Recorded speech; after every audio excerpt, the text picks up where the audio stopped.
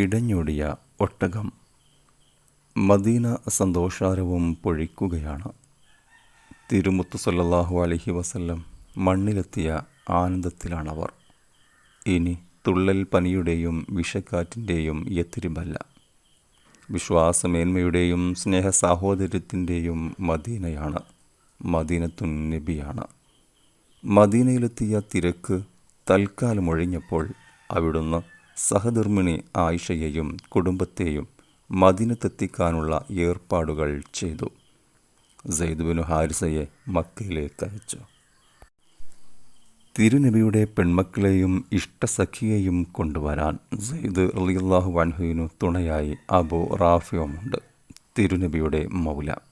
കൂട്ടത്തിൽ അബൂബക്കർ റളിയല്ലാഹു അൻഹു തൻ്റെ മകൻ അബ്ദുല്ലക്ക് ഒരു കത്ത് കൊടുത്തയച്ചു. ആയിഷയെയും ഉറുമാനിയെയും കൂട്ടിവരാൻ, മൂത്തമോൾ അസ്മായിനെയും കൂടെ കൂട്ടാൻ നിർദ്ദേശമുണ്ട്. വിവരമറിഞ്ഞ ആയിഷയുടെ ഹൃദയം ആനന്ദത്താൽ തുള്ളി. അവർ യാത്രക്കൊരുങ്ങി. മക്കയിലേക്ക് ചെല്ലുന്നതും അവരെ അവിടെ നിന്ന് കൊണ്ടുപോരുന്നതുമെല്ലാം സൂക്ഷിച്ചു വേണം. ജാഗ്രതയോടെയല്ലെങ്കിൽ ശത്രുക്കൾ പകപോക്കും. വളരെ സ്വകാര്യമായി വേണം കരുക്കൾ നീക്കാൻ. ദൂതന്മാർ കടമ ഭംഗിയായി നിർവഹിച്ചു. നിശബ്ദതയുടെ മറവിൽ ഉമ്മയെയും മക്കളെയും അവർ പുറത്തെത്തിച്ചു. മക്കയിൽ നിന്ന് വിജനമായ സ്ഥലത്തെത്തിയ ശേഷമാണവർക്ക് ശ്വാസം നേരെ വീണത്. ആയിഷക്ക് സന്തോഷമിരട്ടിയാണ്.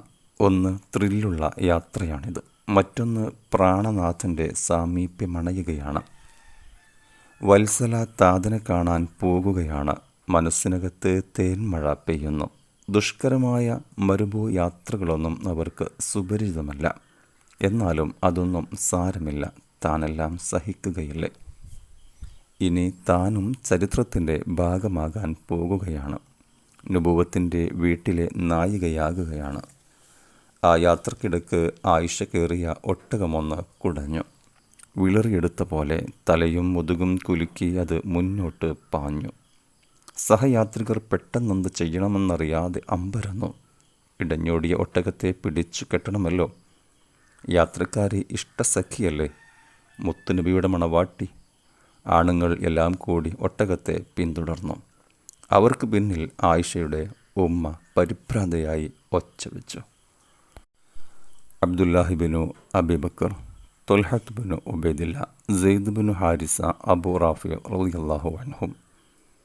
അവർ ഒട്ടകത്തെ ഓടിച്ചിട്ട് പിടികൂടി അതിനെ ശാന്തമാക്കി. ആയിഷ പേടിച്ചിട്ടില്ല. മുഖത്തൊരു ഭാവഭേദവുമില്ല. എല്ലാം നിസ്സാരമെന്ന മട്ട്. അസാമാന്യ ധൈര്യം. അവരുടെ ഉള്ളിൽ മുത്തുനബിയുടെ ജ്വലിക്കുന്ന സൂര്യമുഖം മാത്രമായിരുന്നു അവരുടെ അടുത്തേക്കെത്താനുള്ള വെമ്പലായിരുന്നു.